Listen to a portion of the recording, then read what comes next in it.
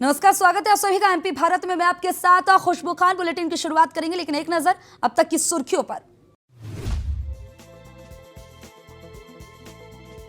अवैध खनन करने वाले माफियाओं के खिलाफ होगी बड़ी कार्रवाई, खनिज मंत्री बोले। सीएम शिवराज सिंह चौहान ने दिए विशेष निर्देश।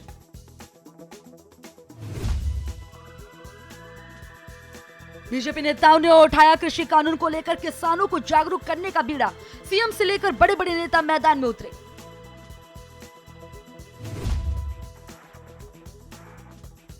राजगढ़ पुलिस ने की बड़ी कार्रवाई, गांजे की बड़ी खेप का किया पर्दाफाश, एक आरोपी को भी किया गिरफ्तार।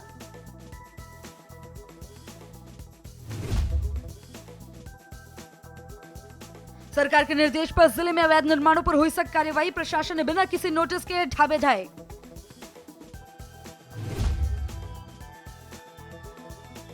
प्रदेश में मौसम ने बदली करवट, कड़ाके की ठंड हुई शुरू, भक्तों ने भगवान को पहनाया ऊनी वस्त्र।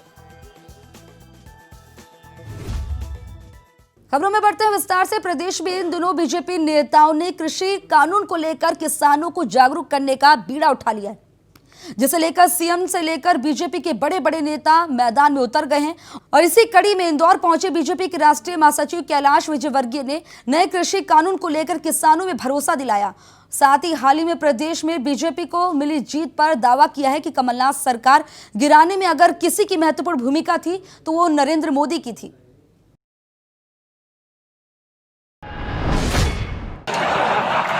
मैंने आज तक किसी को नहीं बताई, पहली बार इस मंच पे बता रहा हूं कि कमलनाथ जी की सरकार गिराने में यदि महत्वपूर्ण भूमिका किसी की थी तो नरेंद्र मोदी जी की थी, धर्मेंद्र प्रधान जी की नहीं थी।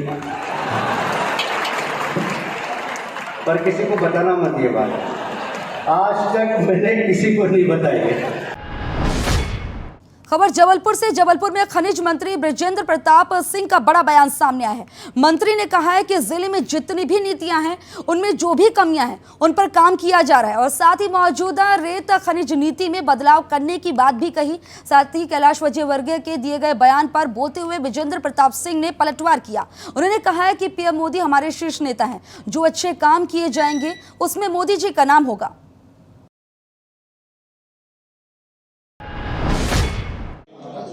बेसिकली जो हमारा आज का जो मीटिंग थी या जो हम लोगों की आज हम लोगों ने बैठक ली है, उसका मूल उद्देश्य था कि जो हमारे ऑफिस की तरफ से, विभाग की तरफ से जो टारगेट जिलों में दिए जाते हैं उसके अचीवमेंट्स क्या हैं, लक्ष्य की पूर्ति हुई है कि नहीं हुई है, और कहाँ पे उन सब चीज़ों को लेके प्रॉब्लम्स जा रही हैं, वो भी एक जानने की ज़रूरत थी।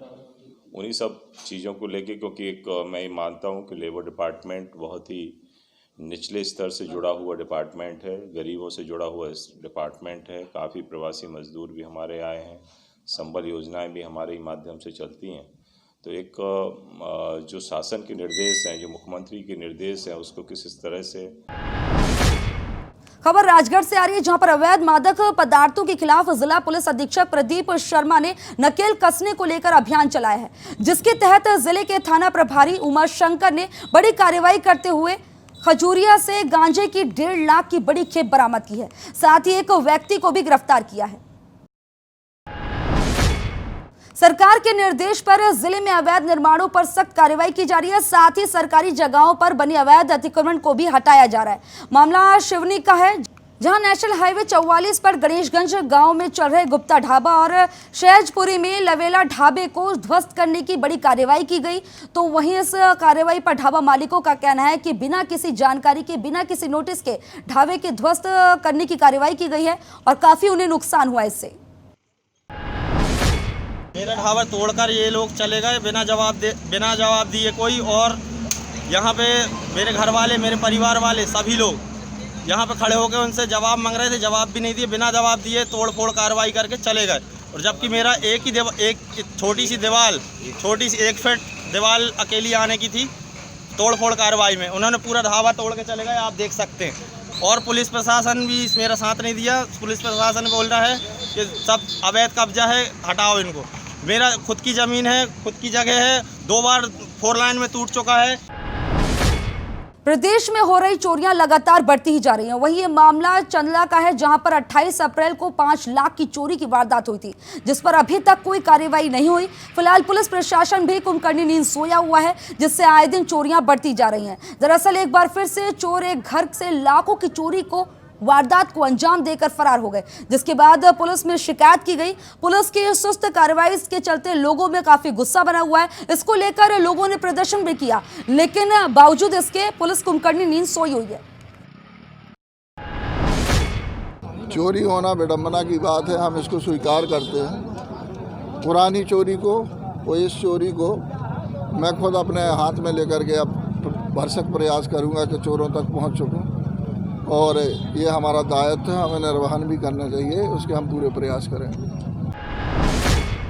वहीं बैतूल में सोशल मीडिया के जरिए एक नई पहल शुरू की गई है। सोशल मीडिया के जरिए मुश्किल राह आसान बनाई जा रही है। दरअसल लॉकडाउन में रक्त पूर्ति ने एक नया रिकॉर्ड बनाया है। लॉकडाउन में सोशल मीडिया पर रक्तदान की अपील की गई थी। इसी योजना के तहत ब्लड बैंक के फेसबुक पेज पर अपील की गई थी और इस दौरान 250 से ज्यादा नए रक्तदान जुड़े हैं, जिससे बैतूल ब्लड बैंक ने लॉकडाउन के दौरान रक्त की पूर्ति के साथ ही रक्तदान के कई रिकॉर्ड बनाए।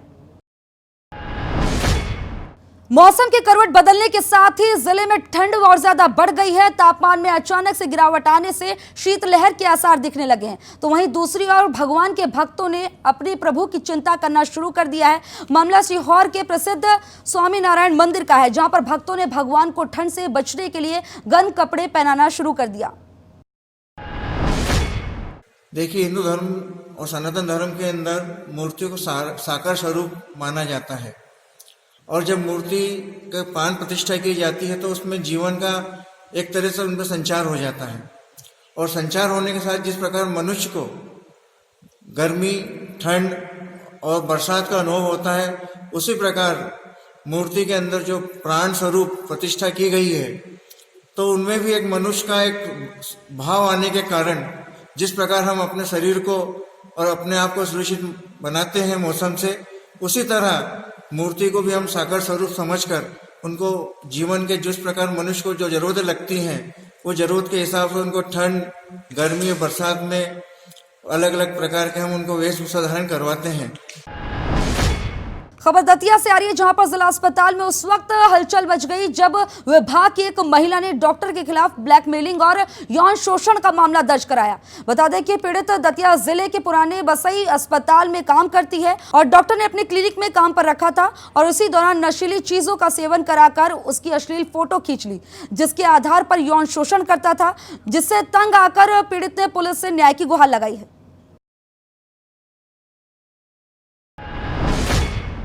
और उसी सितंबर 2010 से मैं डॉक्टर सुरेश सिंह तोमर के क्लिनिक पर काम कर रही थी, और जनवरी माह में उनने मेरे साथ नशे की दवाई पिला के मेरे साथ गलत किया और कुछ फ़ोटोज़ निकाले। उसके बाद उसके द्वारा मुझे ब्लैकमेल करते रहे कि अगर आप मतलब पुलिस के पास जाओगी तो मैं ये सब फ़ोटो के द्वारा आपको मतलब आपका केस में आप वहाँ पर बदनाम करूँगा।